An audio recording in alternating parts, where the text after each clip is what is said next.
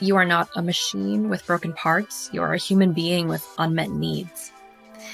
And in my personal experience, a lot of mental health issues come from not being aware of our needs and not being able to communicate them.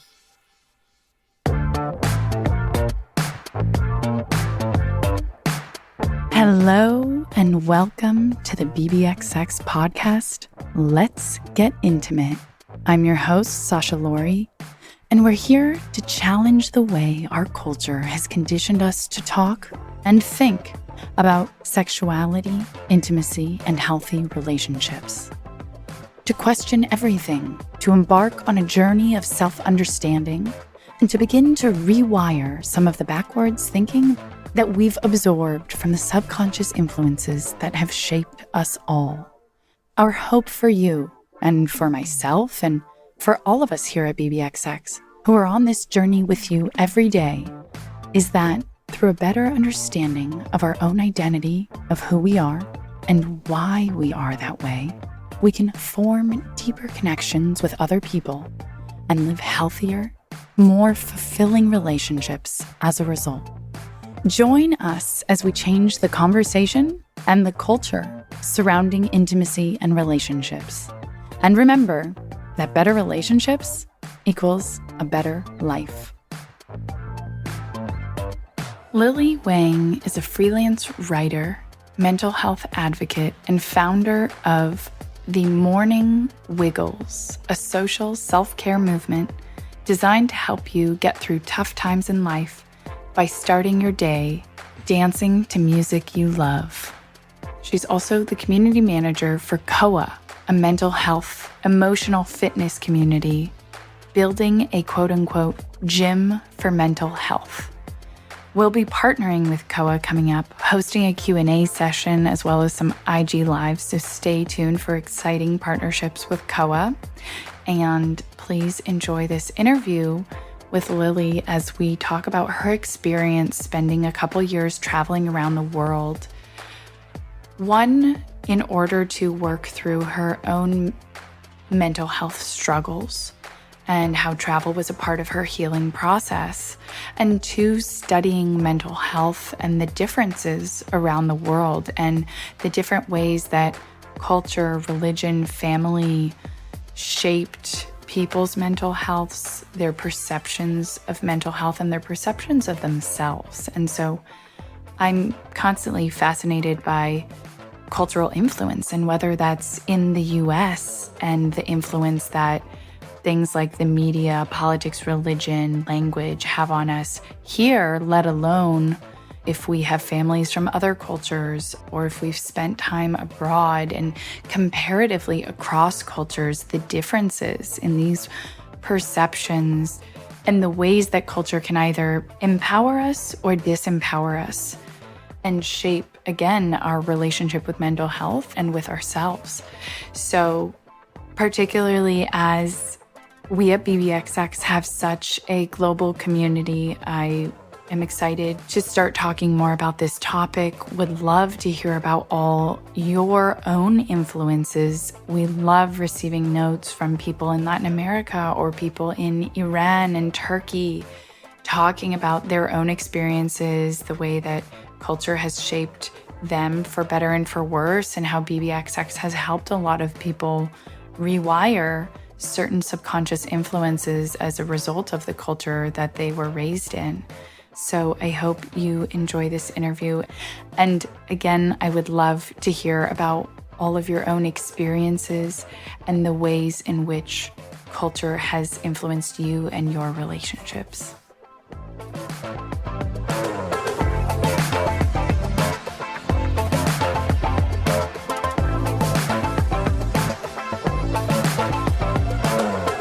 Lilly, thank you so much for joining us today. Such a pleasure, truly. Tuning in from Lisbon, my favorite city in the world. Understandably so. Okay, well, this kind of feels like a bit of a full circle, because as I was reading through your writing and about your experiences traveling and using travel as a tool for self-discovery, but also as a tool to understand mental health and relationships around the world, and kind of the role of culture in forming our perceptions of mental health and also in shaping our own personal relationships. That journey a couple of years back took you through Portugal. So I love this idea that in a way, you as a new version of yourself are back there, and I can only assume are still diving deeper into that journey. And so I'd love to have you start out by sharing with our listeners a bit about yourself and how you came to be doing the work that you are doing today and what you've learned, I guess, one, about yourself, and as well as a broad view of what I mentioned, kind of that view on mental health around the world and the role of culture in shaping our perceptions of mental health and our own relationships. Well, I love what you just said about being a new version of myself here in Portugal once again. Because even as I've been reflecting on what I was up to when I was here last time and what mental health is really all about in my view, what's interesting about travel is actually a proxy by which I determine the impact of the work I've done on my own mental health. Also, travel and my relationships. Last time, just for context, Portugal was one stop as part of this 2-year journey around the world where I ended up going to 20 countries, exploring mental health and speaking with people from different cultures about what mental health means to them, really trying to understand the impact of culture on how we perceive mental health, how comfortable we are talking about it, and what resilience looks like around the world. So that felt like somewhat a different chapter, a different phase of my life where I was very much a solo traveler, really trying to honestly learn as much as I could about mental health and apply that to my life. This time around, I'm here with a partner. I'm taking things a lot slower. I'm kind of moved here and really setting up a life. But that got me thinking like, oh, travel, well, two things, travel and relationships to me are the proxy by which I measure the impact of my own mental health work. It's like, as I continue to change, as I continue to evolve, the rubber hits the road in the quality of my relationships and how I feel as I travel the world and as I expose myself to different experiences and I find myself in new places and I notice how I feel throughout those experiences and how I've changed for better or for worse. So that's why I find personally travel so interesting. Last time I was really on this exploration or this inquiry into mental health specifically, and that led to a lot of really amazing conversations with mental health experts, as well as people from different cultures with lived experience of depression and anxiety. But it was also understand and try to learn as much as I can about, hey, what does resilience look like around the world? How do we as the human race get through tough times in life? What are the similarities and also what are the differences? When you compare a culture, say Indonesia with, for example, Denmark or Finland, Latin versus Nordic, East versus West, Northern versus Southern, affluent versus less affluent, right? All of these things, in my experience and also my personal view, is that culture in particular, a shared set of beliefs, that's going to really impact how people see themselves and how they see their mental health. So the through line through my view of mental health, I'll start with this. I'll say that I think mental health is the title of a body of nomenclature.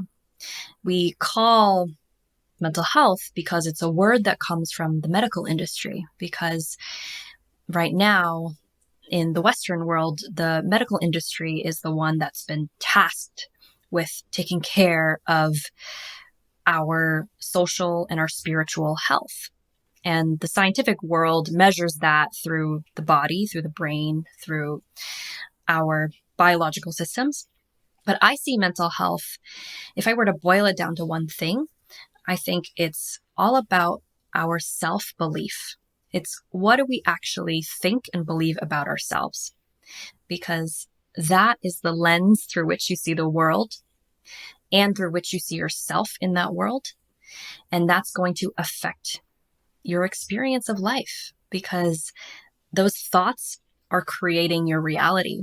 I recently learned that from a biological perspective, our bodies create 810,000 new cells every second. And to bring it into the physical plane, because the world of thoughts and beliefs is very abstract and intangible, but I share that fact about the 810,000 new cells created every second because that's the mechanism by which our thoughts actually become matter. Because if you think about what sort of, you can call it an energy field, or you can call it what sort of environment are those cells being born into every second. Another fact I'll share is research has shown that the neuronal connections in our brain, they're actually being reshaped and pruned constantly by our thoughts. And if you look at a single neuronal connection, the number of basically synapses can double within an hour. So our brain is constantly reshaping these neural networks. It's taking materials from neural pathways that we don't use, and it's stripping them down and actually using them to build up new neural pathways. So our thoughts really matter in that sense because it translates to the actual physical matter of our brain. I want to jump back a bit to the travel stuff before we move on, because you mentioned a couple interesting things about how for you travel was this proxy by which to measure your own progress. I couldn't help but think how in a way it's kind of a test, but we're different when we travel. There are different circumstances, different challenges, different joys, and different parts of ourselves that I almost think we can't find at home. You hear these stories of people who meet at a hostel or a workshop or whatever, and then they're married. I think it has to do with that fact that these people in that time and space when they're traveling and they're free are being this different and a more authentic version of themselves that allows for a connection so much deeper than if they had met at a bar or a workout class at home, being the default versions of themselves, and allows for that just so much quicker and deeper connection that I think is reflective of the authenticity. Absolutely. Travel is an opportunity in that sense. And that's why I love long-term travel in particular. Because if you think about it, when you remove yourself from your usual environment, that includes your comforts. That includes all of the things that you typically turn to or habitually turn to either numb yourself from pain, to kind of fall into this automatic rhythm of living. All the elements of your usual environment are stripped away. Especially solo travel. You're out there, you're on your own. You're like meditative in a sense. It's like I am confronted with me and only me now, away from the usual things that I turn to for a number of different reasons, whether it's to numb yourself, whether it's to feel better. But that's a beautiful opportunity to explore what that authenticity is like. It reminds me of when I first moved to Australia, which was the beginning of this 2-year journey. I didn't intend it that way in the beginning, but I started off as this girl who had gone through 4 bouts of depression growing up on the East Coast in Massachusetts. This, before I left for Australia, the most recent was a bout of burnout depression. When looking back on it, I just wasn't really aware or taking care of my own needs. And I was just pouring myself into creative projects, into work to try to prove my worth in the world. And it just completely wiped me out. And I was, one, very curious about the rest of the world because I had never lived outside the US. And I was also curious of like, man, this can't be it. I feel so shitty.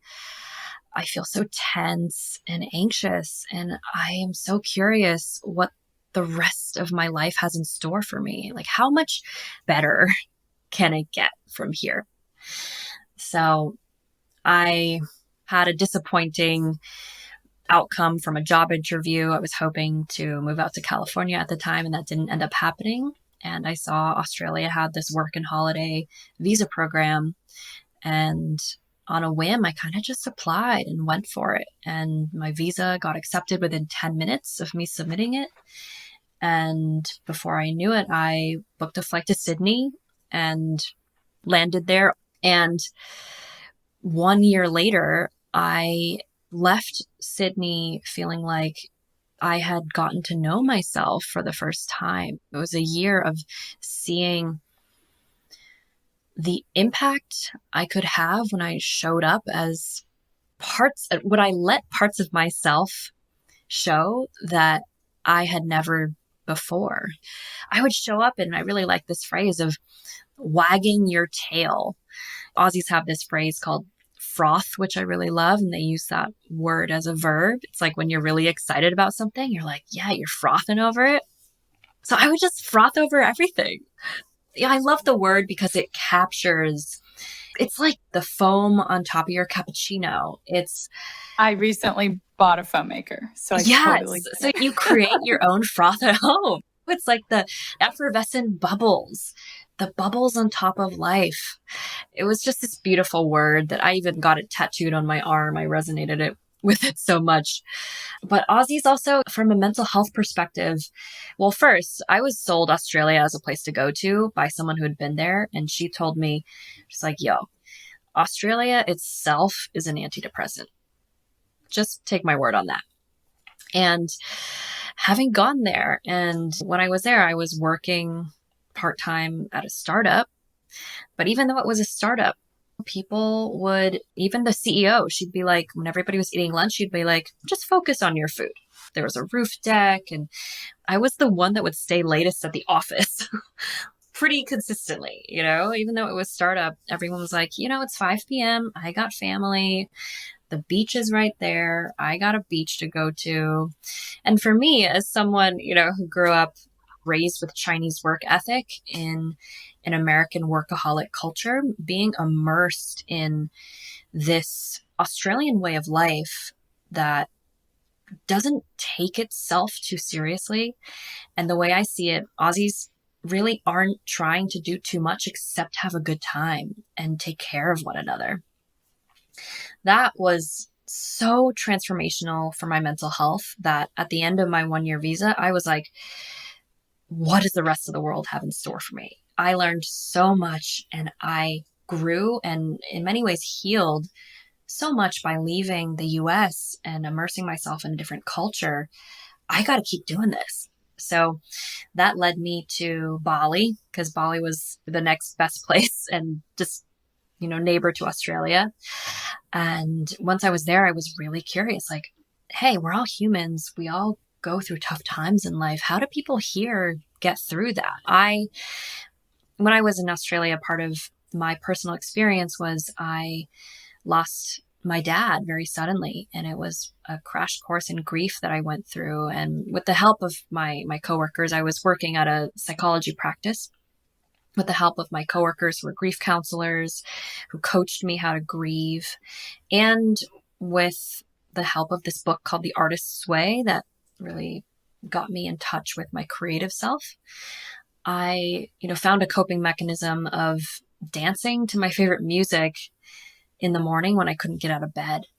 And that became my ritual. That became my coping mechanism to get through very acute grief. And so I took that with me as I was traveling. And when I was lonely or when I was sad or anxious, I would still dance in the morning, and I called it a morning wiggle. And so I would talk about that and share that with people and invite people to do it with me. But I also turned it into a question. I was like, hey, this is what I do based on my life experience and what resonates with me. This is my coping mechanism to get through tough times in life. What's yours? What does that look like for you? And I got to meet some pretty awesome people. I got introduced to friends of friends in Indonesia. One of them, his mom had just got a diagnosis of terminal cancer. And I asked him, like, hey, how do you deal with that? How do you get the hope to keep trying to look for a cure for her? He was like talking to doctors in Singapore and trying to get this experimental drug. And I was like, what keeps you going? Like, what does resilience look like for you? And this guy, he told me about the role of religion in his culture. And Indonesia is one of the most Muslim countries in the world by population. And he really spoke in depth about the relationship to his religion and how he calls it, you have a vertical life, which is your relationship to God or to spirit or to the universe. And you have your horizontal life, which is your physical being and your relationships in, this realm of reality. And that role of that vertical life and keeping him anchored in hope and in keeping him connected to a sense of something bigger. So you're not just living this idea of being an isolated, kind of static individual, disconnected from the rest of the world. His religion had really had that role of being an anchor of resilience for him. So from Indonesia, I was still hungry to learn more. I was like, oh my God, I feel like I am really curious how the rest of the world gets through tough times in life. So I spent some time in Mexico. I went to Oaxaca province, which I learned is the second poorest province in all of Mexico. And I spoke to people there who really my methodology for this was pretty ramshackle or pretty impromptu. Basically, I would tell people, yeah, I'm really curious about mental health. And I would speak to anybody who would talk to me. And I was staying at a hostel. And the guy that was working the front desk, I introduced myself that way. And he's like, oh, mental health. My brother-in-law is studying psychology. You can come over for breakfast on Sunday and I'll introduce you to him. You can interview him. So I went to, it was lovely, this guy's family home. He lived with his mom and his dad and his little sister. And his brother-in-law came over and I was able to, sit down, and his mom served me like homemade quesadillas and just ask him the same set of questions. Like, how do you get through tough times in life? What does that look like here in your culture? And this guy's brother-in-law, who was a psychology student, he was saying in places like Oaxaca, where many people don't have the resources to afford professional mental health care. On the clinical side, we psychologists, what we do is when we see someone who is struggling with their mental health, the first thing we'll do is we will reach out to the family and educate them, because the family members are the first line of defense.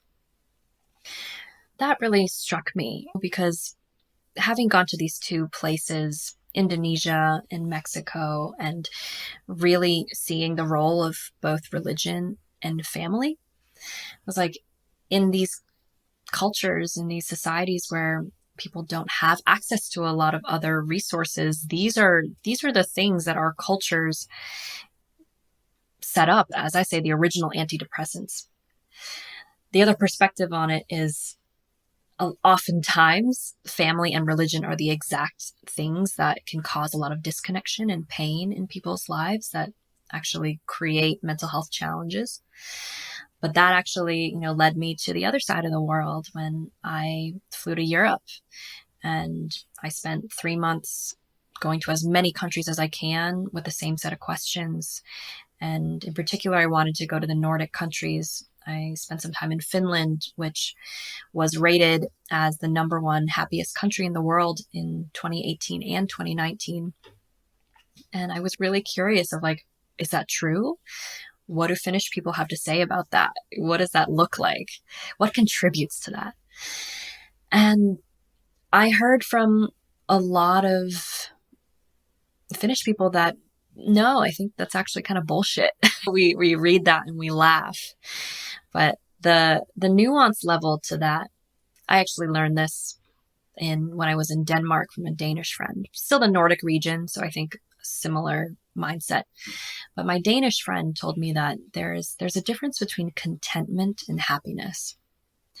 And here in Northern Europe, we're very content. You could say that we have the most stable economies in the world, but there's not a lot of happiness. Things can get kind of dull, or we're very stable, we're very content, but a lot of people who are adventure seeking oftentimes end up in the US for that reason. But from a personal perspective, the time I spent in Finland, I was there also in July in the summertime, so that played a role in it. But I got to go to sauna. I went to 4 different saunas, including a completely public, volunteer run 24/7 sauna. It was called Sampa Sauna and it was open 24/7, run by volunteers.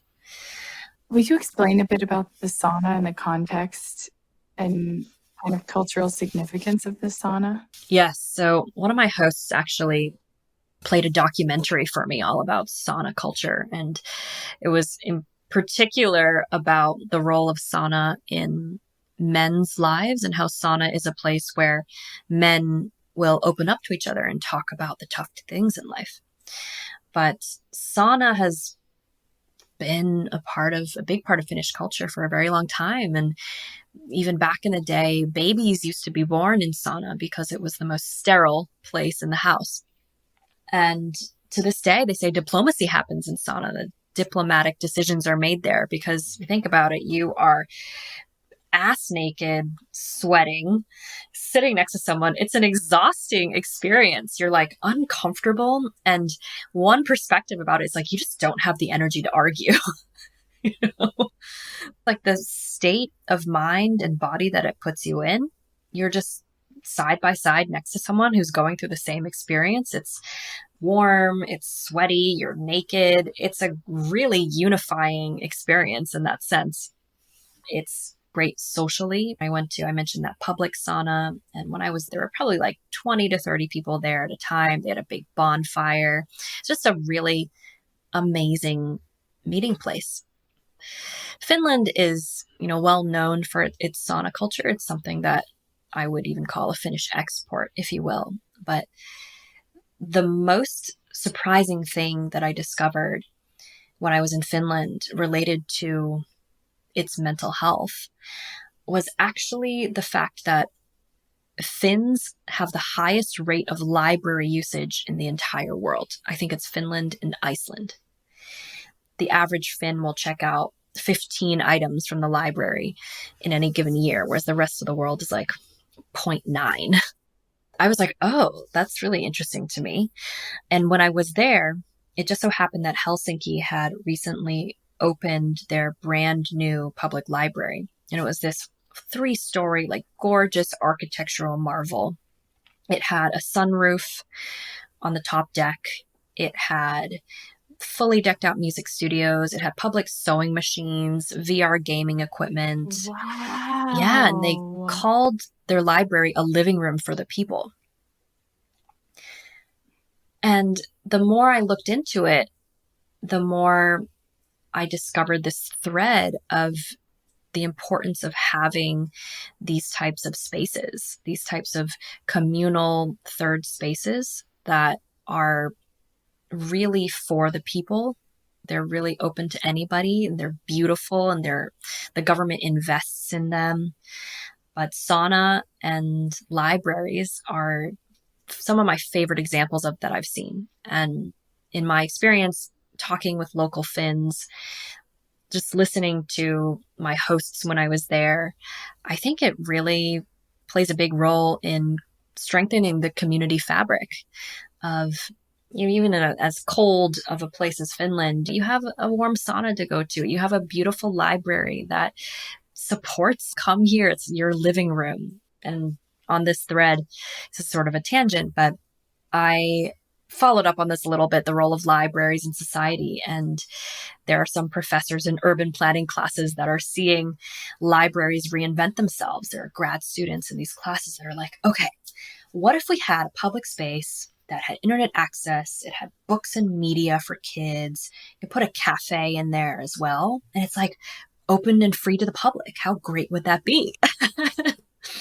I was just really delighted to see that, and really delighted to see the fact that Finns are very proud of their library. Whenever I would ask someone about it, they'd be like, yeah, it's our brand new library. Like, go check it out. It's awesome. That was something that really surprised me while I was over there. You mentioned a couple of these kinds of takeaways in terms of family, the role of family in education and mental health, some of the things you learned about the role of religion. It sounds like kind of societal support and kind of public support and access to, whether they're explicitly mental health tools through socialist healthcare or these spaces, this living room for the people. I would love for you to kind of summarize a couple of the key points you took away from this, I guess, combination of many trips, some of the kind of key takeaways or aha moments. I'd say as I was reviewing some of the examples that I heard from people of how they take care of their mental health and how they get through tough times in life, whether it was religion, whether it was relying on family members or taking a foot bath or a glass of wine in Portugal is what I heard.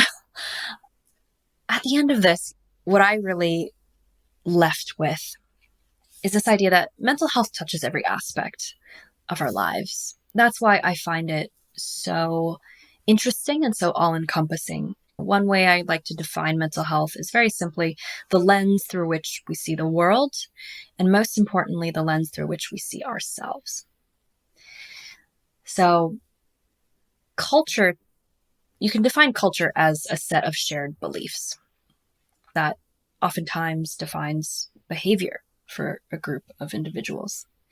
But I think the layer that we don't talk about as much is how that set of shared beliefs defines how we see ourselves. In Portugal, it's very common to want to lighten up over a glass of wine. And I came here really interested in, what is the role of like the intense emotionality of Portuguese culture? How does that affect mental health? And what I heard in response was how in Portugal, yes, they're known for fado, they're known for saudades and these very like emotional ways of being. But on the flip side of that, there's not a lot of authenticity.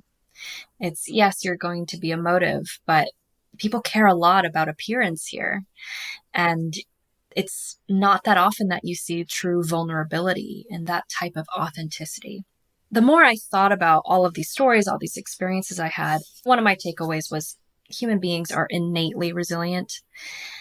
I wish that was a message that we heard more when it comes to our mental health, whether it's small things, whether it's bigger things like religion. Our bodies and our minds are designed to protect us, and we are all incredible at getting through the tough shit in life. And there's many different examples of solutions around the world. But I think the juiciest bit for me is this idea of self-belief.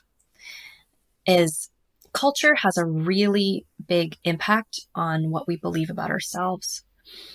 Whether it's appearance really matters.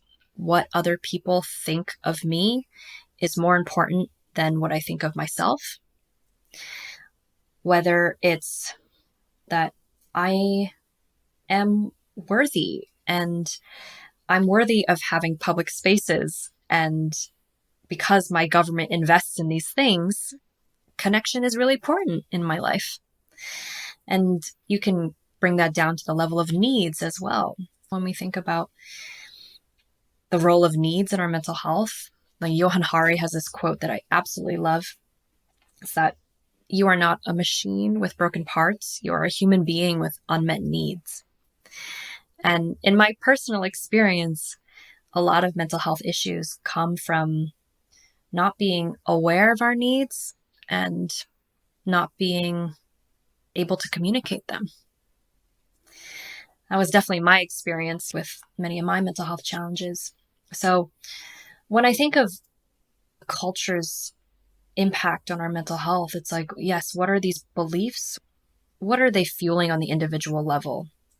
Do they support an individual in advocating for his or her own needs? Do I feel like I am someone that is worthy of having needs and advocating for them? Or do I see myself as a robot? In a very cynical sense, coming from a workaholic culture, I think a lot of people see themselves as machines, right? It's even like in American culture, it's like, yeah, you're such a machine, bro. Like we use that as congratulatory language. But I think about the subtle impacts of that. It's like, yes, in a capitalist culture, productivity is going to be valued most highly.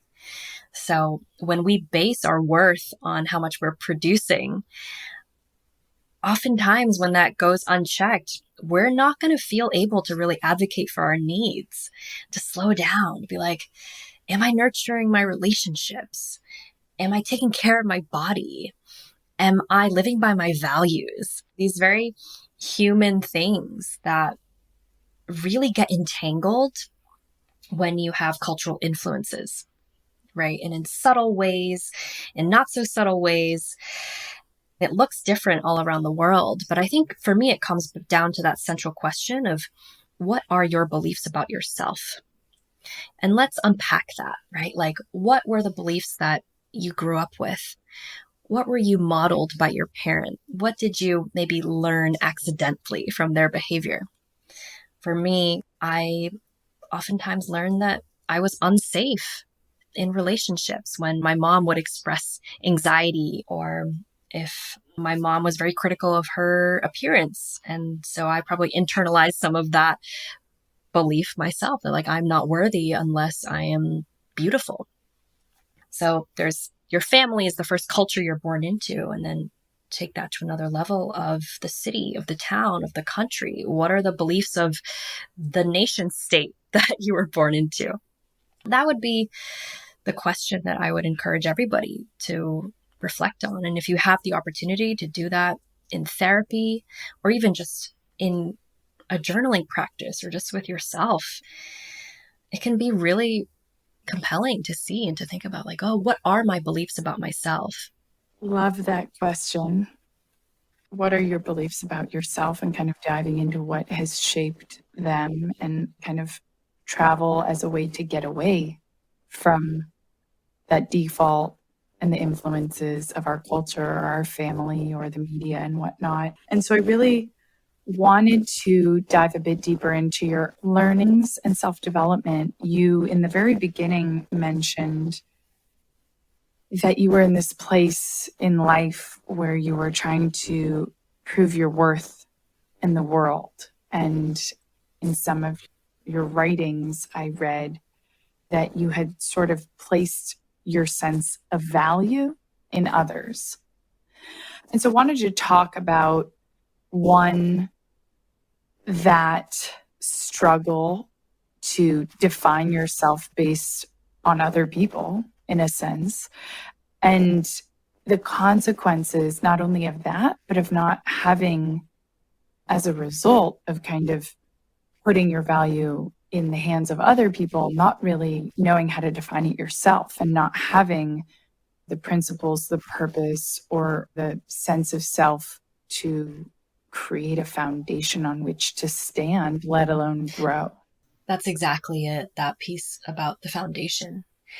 Because my experiences of depression and anxiety when things get really scary is when you feel like the ground has fallen out beneath you.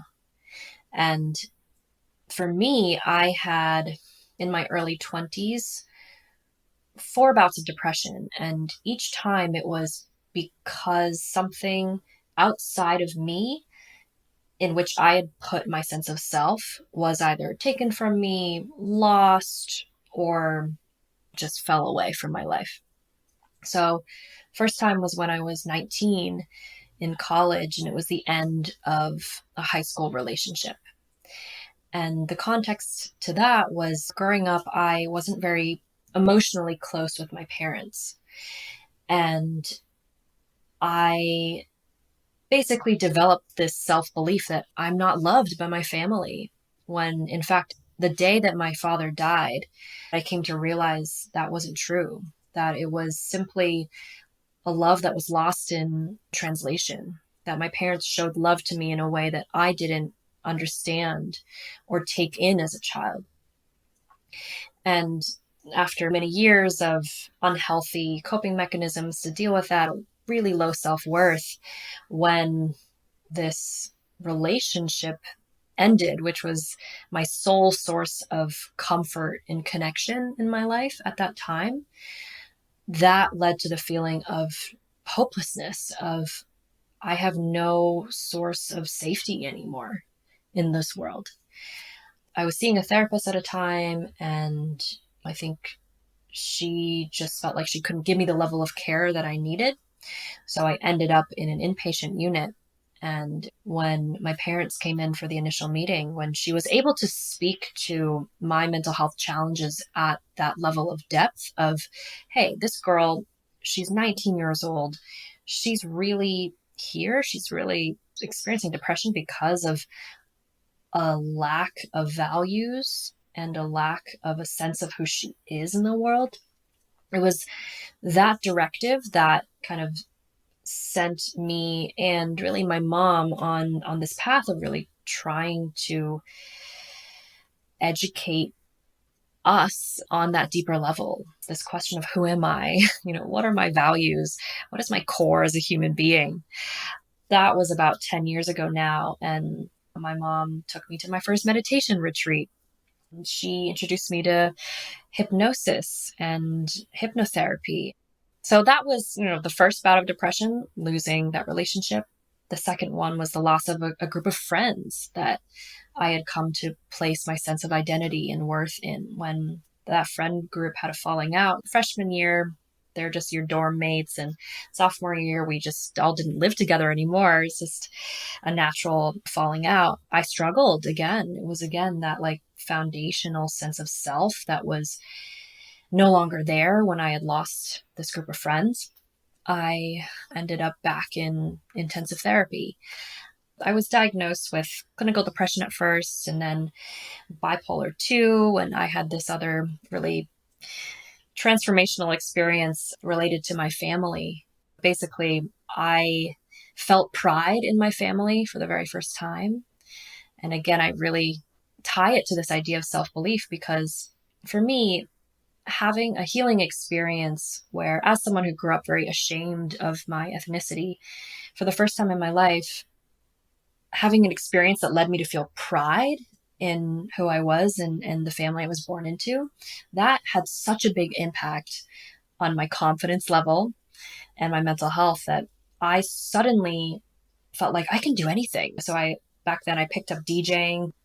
So I did that for a while, but at the time I still didn't have a solid enough set of practices to keep myself grounded.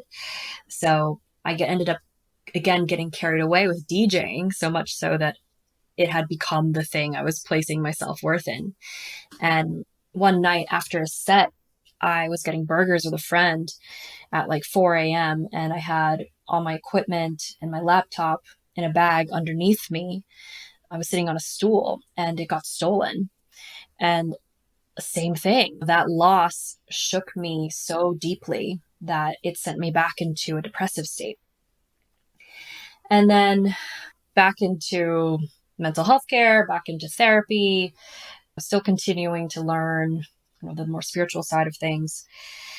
Recovered from that, and a few months later, I was working again. I was back at stability, but again, the fourth time, I dove really hard into my work, and I was like trying to find this identity of like, who am I in the world?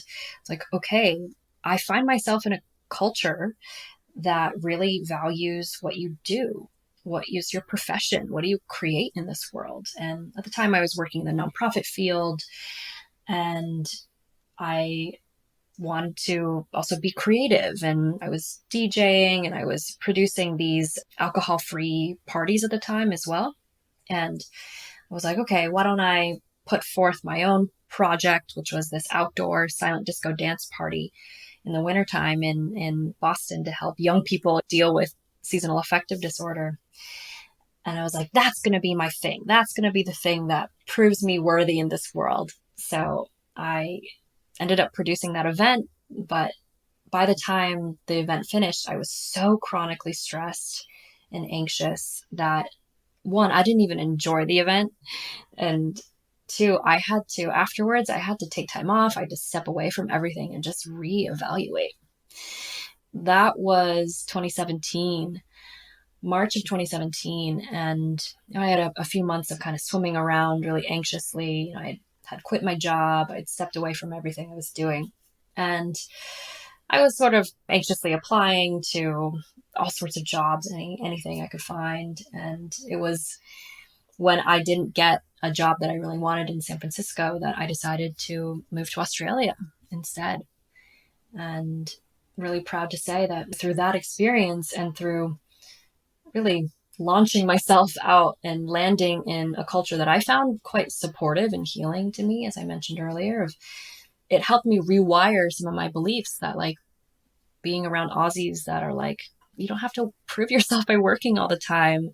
You're worthy of care. You're worthy of love by just being who you are. And like, let's just have a laugh, That was healing for me in a foundational way. It's so interesting how you said for you going to Australia, being around the different culture, mentality, etc. Yet at the same time, I'm sure out there somewhere are Australians who came to the US who found that for them, it helped them get in touch with this other part of themselves. And so sometimes just the difference and the perspective it gives you when there's that kind of delta, for lack of a better word, between those two realities to help you kind of find yourself within that space. You touched on some of these influences or limiting beliefs that you developed from your family. And then again, on the other side, there are kind of influences from the US culture itself. I was wondering if you could a bit more concretely talk about some of those from each, because I'm sure that there are plenty of people listening who can relate to either or both of those things.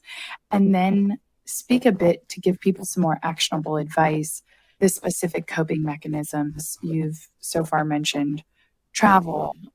You've mentioned kind of shifting careers, learning about yourself through other people. You spoke a bit to the practice from the artist's way. And so to give a few practical things and share a bit about your journey, and because where we are in the journey, and I'm sure it still continues today, but to really kind of exemplify some of the progress you've made and what you've learned that works for you and perhaps might work for some of our listeners. Absolutely. Well, I'll start with what was my foundation, where it began for me. I grew up in an all Caucasian town. My family was the only Chinese family. I've heard that as, a common experience for first generation kids. But in my case, I was picked on when I was 6 or 7 years old. As a 6-year-old, you really internalize it. Just as a kid, like having other kids laugh at you for the shape of your eyes and not having any context of what that means. And my mom and I have debriefed this and we've kind of talked about this at length, but what she did at the time when I would come home crying, feeling scared and just sad from being picked on, is she would take me by the hand and she would, bring me to the bully's house. And in essence, what she did is she faced my bullies for me.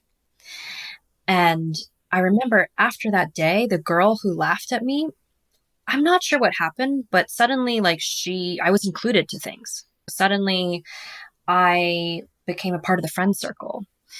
But at the time, the belief I internalized about myself was, I need this. I need these kids to like me in order to be okay in this world. My mom did it for me, and now everything's okay. I just need it to stay this way. So that started at about age 6 for me. And that was really my foundational belief through most of my childhood into my teenage years. So that's where a lot of this social anxiety came from. Is like, it really, even to this day, I'm still working on some of this in my own hypnotherapy, but there's a part of me that is like, man, this is do or die. Like, if these people don't approve of you, or if something is up, like, this is really intense. It literally feels like do or die inside of me. So the other side of that, growing up in, like many Asian kids, for our parents, education was their ticket to a peaceful life. Getting good grades was really important. And to my parents, who, no fault of their own, they weren't really educated about emotions. There wasn't a lot of dialogue about that.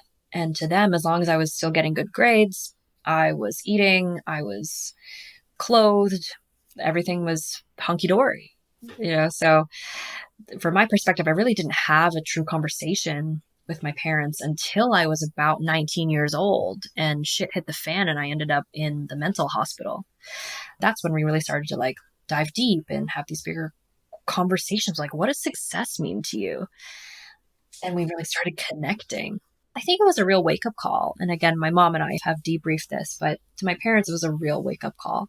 When they were growing up in China, the school system had a big role to play in teaching kids values.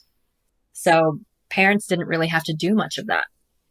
The US is obviously very different when church and state are separate. And from an American perspective, schools have nothing to do with teaching kids morality or a set of values. So I didn't get a lot of that. There wasn't any dialogue about that in my household. So let's fast forward to when I was 19 years old. And yeah, I think that psychiatrist got it right, that as a 19-year-old, I really didn't have any values, and my family wasn't religious. We really didn't talk about anything of that nature. And of course, being in a competitive school district, and I was also, as a 19-year-old, feeling the stress of SATs and colleges and like really needing to do well and perform. That level of stress also played an influence on my mental health, and as well as my self-beliefs that, like, again, it's do or die. You got to perform well in order to be worth something in this world. So now when I look at some of the practices that have really helped me transform the way I see myself, it's one, if I recognize that not everybody has access to travel, but if you have the opportunity to even move somewhere else, or to even change your environment somehow, changing jobs, changing cities, the way I see it, it's just like hunger is a sign to eat. I see emotional pain as a sign to change. That's really all it is. It's just a sign that your body is telling you that something in your life needs to change.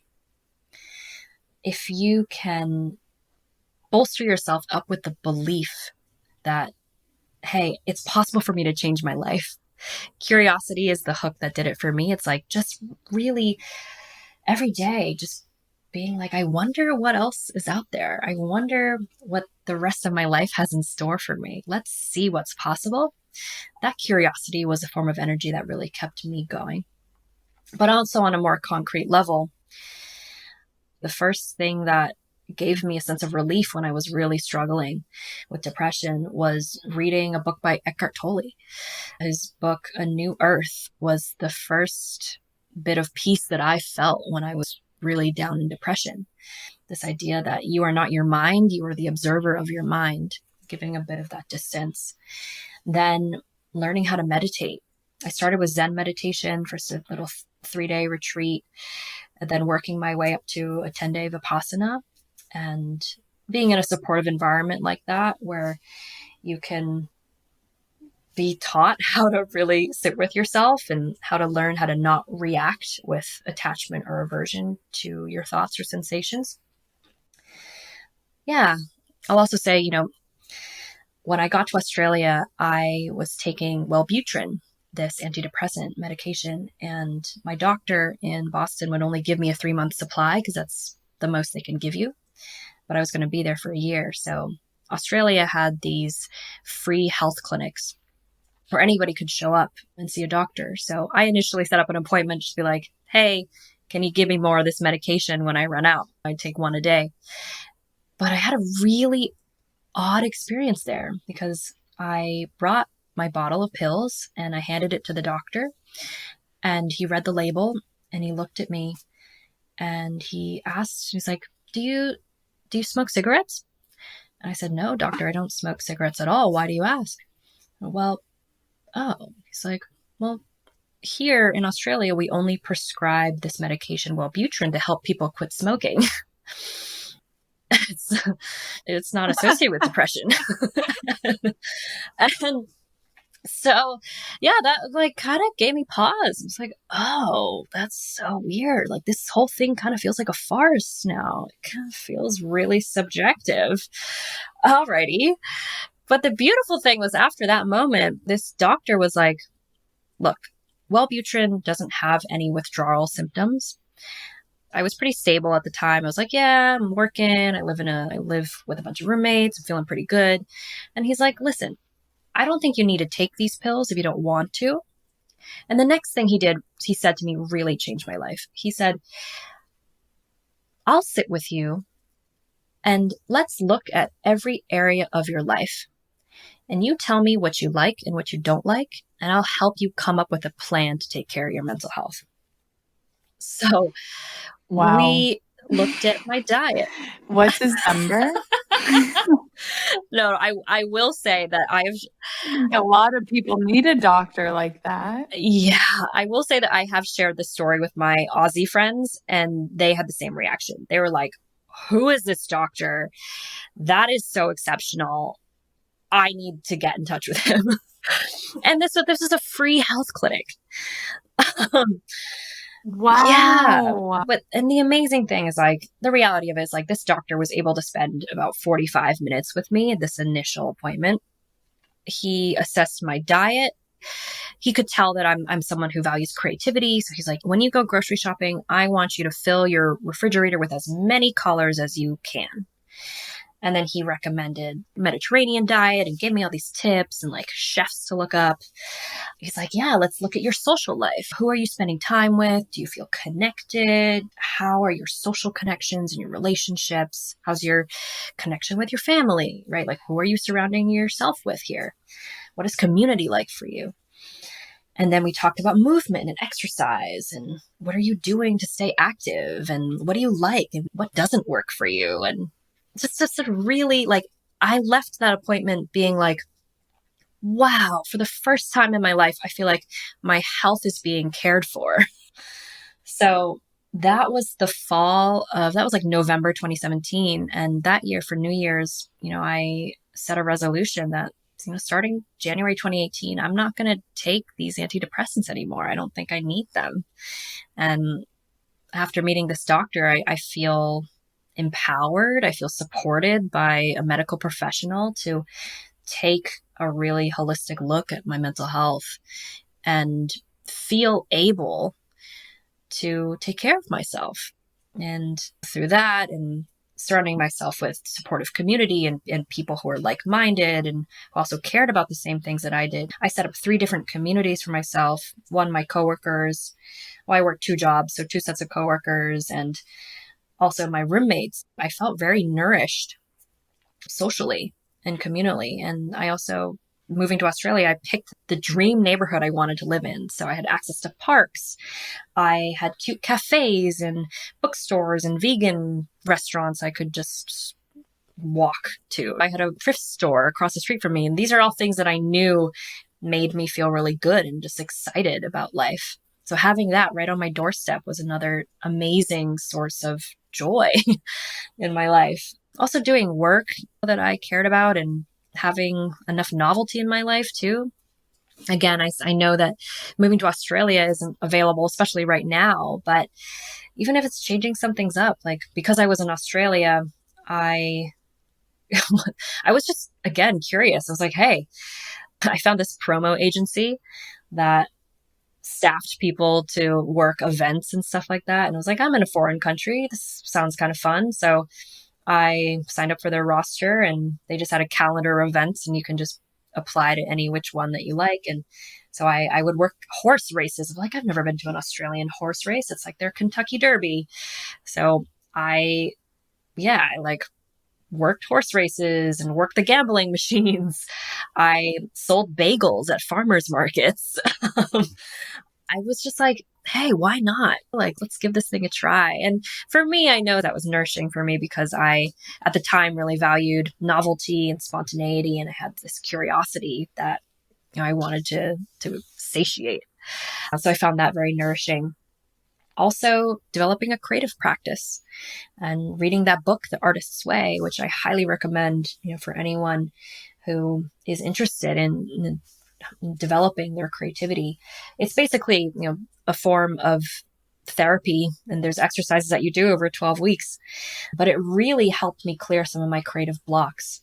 And through doing morning pages and taking myself out on a solo date every week and treating myself well and taking care of my inner child and inner artist, that had a huge impact on my mental health. And I was feeling more alive, that creative spirit that is deeply spiritual in many ways, having those practices and committing to them.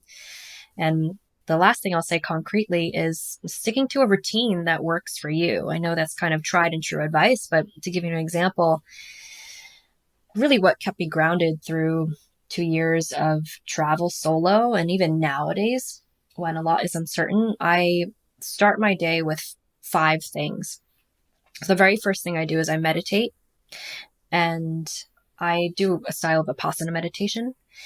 And then I do what's called morning priming. So this is a Tony Robbins technique, but it's basically 10 minutes where you check in with yourself and you start by listing 3 things that you're grateful for, but not only listing them, you really feel them. You imagine like, hey, if I didn't have a roof over my head, I'd be out in the street and it'd be cold.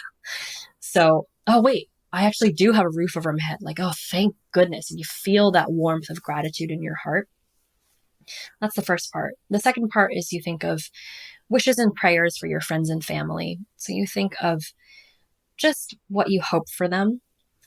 And I just think of family members and all my friends and what I truly hope for them and the people that I love. And the third part is you think of 3 things that you wish to happen that day and how you want them to feel. So I call this emotional intention setting, because there's a beautiful saying that goes, you get what you want in this life when you can feel how it feels to have it.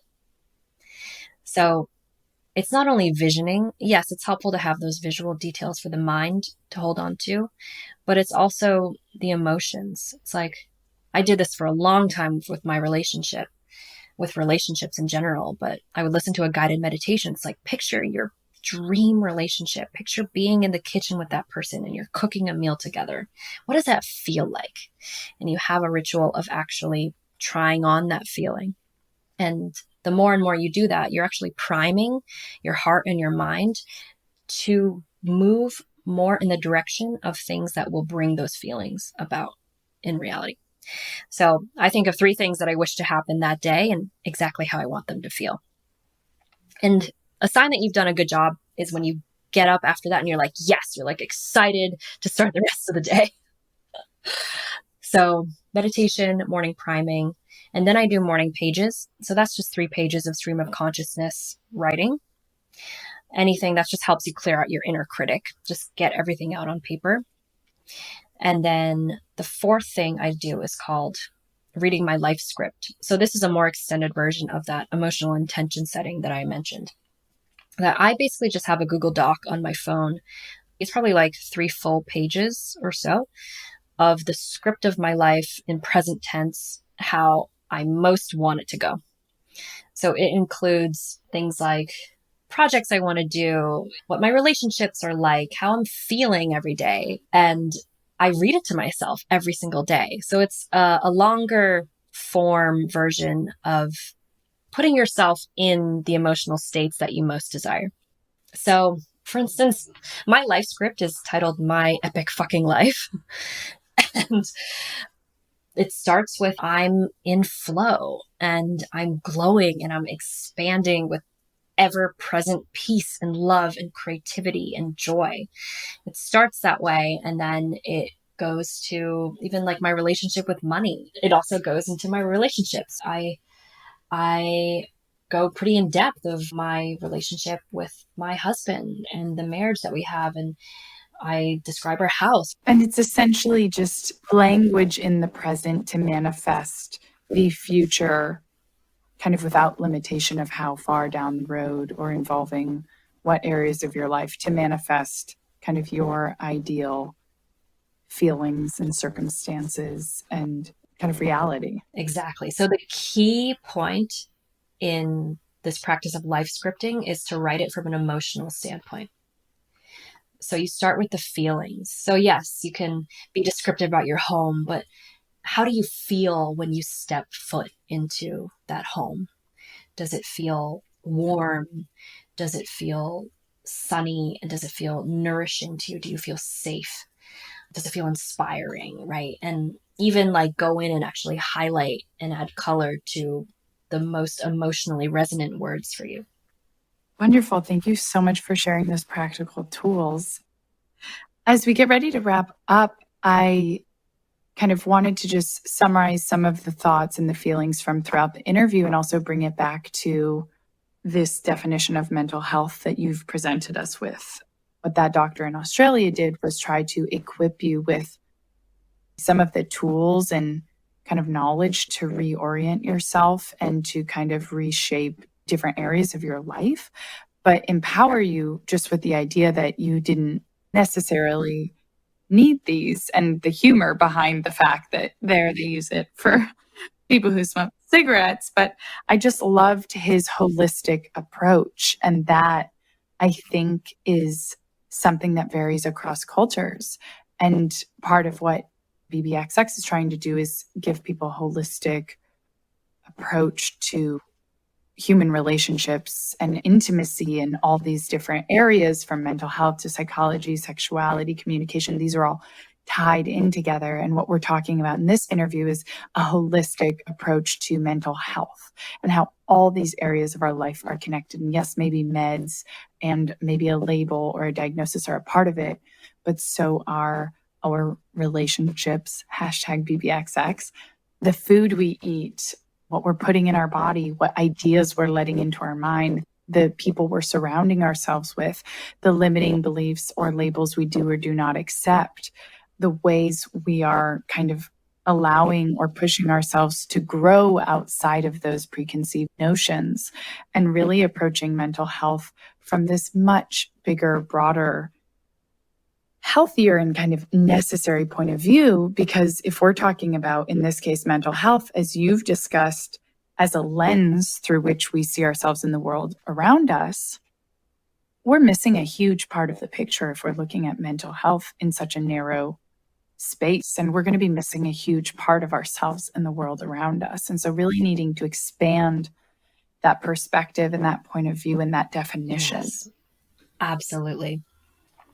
I just want to really emphasize how we really understand mental health. And you summed it up so beautifully that really our mental health touches everything in our lives, and everything in our lives touches our mental health. It is that lens through which we see ourselves and the world. And tied to that idea is something I see as another limiting frame on mental health at large is when we talk about mental health as an illness, as these neurological conditions of depression and anxiety as illnesses, as when we use language like it's a chronic disease, then we often have a belief that like, I'm ill. I live with this chronic disease of depression. And it's really interesting that even I did a poll just on Instagram where I asked people, is depression a temporary illness or a chronic disease? And 2/3 of people said chronic disease. And that was very surprising to me. And I think historically there's been a lot of public health campaigns and mental health awareness campaigns that are advocating for the validity of mental health conditions to be taken seriously, which is great. And so much progress has happened there. But I just caution us to label ourselves too much as patients rather than someone that just has a set of beliefs that might not be working for me right now, or someone that has an opportunity to change some things up in my life that aren't working for me. So I really see mental health as just, what are you believing about yourself and about the world around you? And how is that impacting things like your mood and your behavior? I loved the concept of we think about health. How is your health doesn't necessarily imply you're sick. You can be in good health. You can be healthy. It can be neutral. It can be positive. It can be negative. So mental health not being contextualized strictly as the negative or condition or disease, but kind of something we all have. We all have mental health and kind of a status of mental health, whether it's good, bad, neutral, and shifting that perspective. And then again, going back to some of the things you brought up in the beginning and in your writing, talking about mental health as being not necessarily a health issue, but a social issue. And if we can't have healthy relationships with others, which is basically a factor of our connection to ourself. So one, if we can't have a healthy, honest, authentic, and connected relationship with ourselves, we can't achieve that with other people. And if we can't achieve connected, respectful relationships with other people, then how are we going to be able to show respect and connection to the world around us? And so this really isn't just a personal health issue or even a health issue at the societal level. This is a much deeper issue, but also possibility to change. And that's why I so resonate with BBXX's stance on relationships and psychology and mental health and sexuality, because these things are so intimately connected. And why I see mental health as not only a medical issue. I think the medical industry has been tasked with providing sources of support, medication as one example. And it's a great example for some that really do well, and that's that form of support, and medication saves lives.